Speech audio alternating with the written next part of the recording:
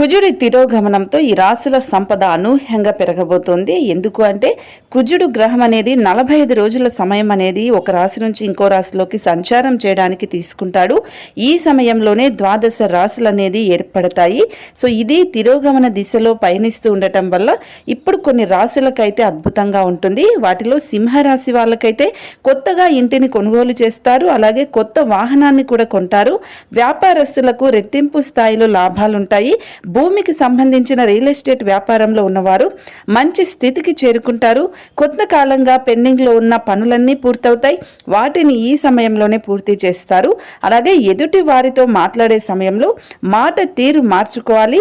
సౌమ్యంగా మాట్లాడటం వల్ల అనుకున్న పనులన్నీ విజయవంతంగా పూర్తి చేస్తారు. అలాగే మిథున రాశి వాళ్ళకు కూడా ఆదాయం పెరుగుతుంది. గతంలో మొదలై నిలిచిపోయిన పెండింగ్ పనులన్నింటినీ పూర్తి చేయగలుగుతారు. ధైర్యంతో ఆత్మవిశ్వాసంతో ఏ పనైనా సులువుగా సాధిస్తారు. అనేక మార్గాల ద్వారా ఆదాయం పెరుగుతుంది. కొత్తగా పెట్టుబడులు పెట్టాలని ఆలోచిస్తున్న వాళ్ళకి ధైర్యంగా పెట్టుబడులు పెట్టొచ్చు. భవిష్యత్తులో మంచి లాభాలు వస్తాయి. మిథున రాశి వాళ్ళకైతే ఈ కుజుడి అనుగ్రహం కారణంగా అద్భుతంగా ఉండబోతోంది. అనుకున్న పనులన్నీ వీళ్ళకి జరగబోతున్నాయి. అలాగే వీళ్ళకి ఎలాంటి కష్టాలు లేకుండా కుజుడు గ్రహం అనేది కాపాడుతాడు అని పండితులు చెప్తూ ఉన్నారు. అలాగే వీళ్ళకి ఇంతకు ముందు ఏవైనా పెండింగ్లో ఉన్న పనులన్నీ కూడా ఇప్పుడు పూర్తయ్యే అవకాశం ఉంటుంది.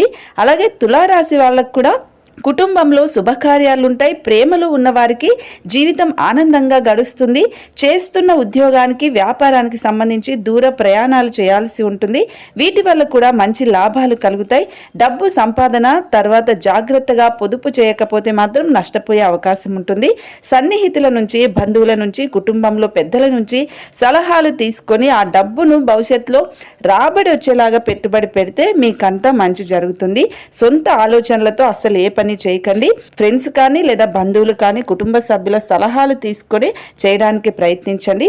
ఈ 3 రాశులకైతే కుజుడి అనుగ్రహం కారణంగా చాలా అద్భుతంగా ఉంటుంది. మరి మీ రాశి ఏంటనేది కామెంట్ చేయండి.